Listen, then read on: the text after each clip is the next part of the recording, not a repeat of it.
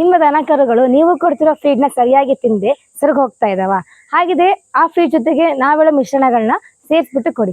ಈಗ ನಾವೇಗೆ ಊಟ ಮಾಡ್ಬೇಕಾದ್ರೆ ಊಟ ಹೋಗದೆ ಇದ್ದಾಗ ಉಪ್ಪಿನಕಾಯಿ ನೆಂಚ್ಕೊತೀವ, ಅದೇ ತರ ಈ ಮಿಶ್ರಣಗಳು ಅದಕ್ಕೆ ಉಪ್ಪಿನಕಾಯಿಯಾಗಿ ಆಕ್ಟ್ ಮಾಡ್ತದೆ. ಮೊದಲನೇದಾಗಿ ಹೇಳೋದಾದ್ರೆ ಹುಣಸೆಹಣ್ಣು 100 ಗ್ರಾಮ್, ಅಲ್ಲೆಕಾಯಿನ ಪುಡಿ 1-2 ಗ್ರಾಮ್ ಸೇರಿಸಿ ಒಂದು ಮಿಶ್ರಣ ಮಾಡಿ ಪ್ರಾಣಿಗಳಿಗೆ ನೇರವಾಗಿ ಕೊಡಬಹುದು.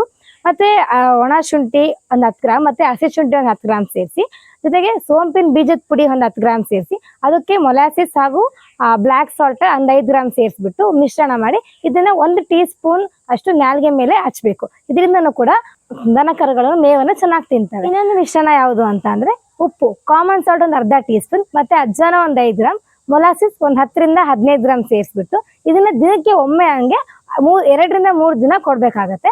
ಇನ್ನೊಂದು ಮಿಶ್ರಣ ಹೇಳೋದಾದ್ರೆ ಲೆಮನ್ ಗ್ರಾಸ್ 3 ರಿಂದ 4 ಎಲೆ ತಗೊಳ್ಳಿ, ಮತ್ತೆ ಬ್ಲಾಕ್ ಸಾಲ್ಟ್ 3 ಗ್ರಾಮ್.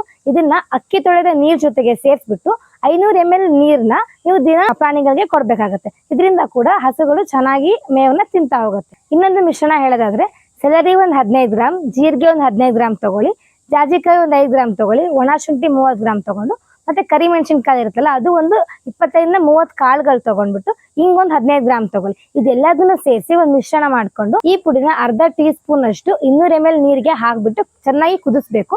ಕುದಿಸಿದ್ಮೇಲೆ ಇದು ತಣ್ಣಗಾಗೋ ತನಕ ಬಿಟ್ಟು ದಿನ ಒಮ್ಮೆ ಅನ್ನಂಗೆ 7 ದಿನದ ತನಕ ಹಸುಗಳಿಗೆ ಕುಡಿಸಿ. ಈ ತರ ಕುಡಿಸೋದ್ರಿಂದ ನಿಮ್ಮ ಹಸುಗಳು ಚೆನ್ನಾಗಿ ಮೇವನ್ನು ತಿನ್ನುತ್ತೆ, ಆರೋಗ್ಯಕರವಾಗಿ ಕೂಡ ಇರುತ್ತೆ, ಚೆನ್ನಾಗಿ ಬೆಳವಣಿಗೆ ಕೂಡ ಆಗುತ್ತೆ.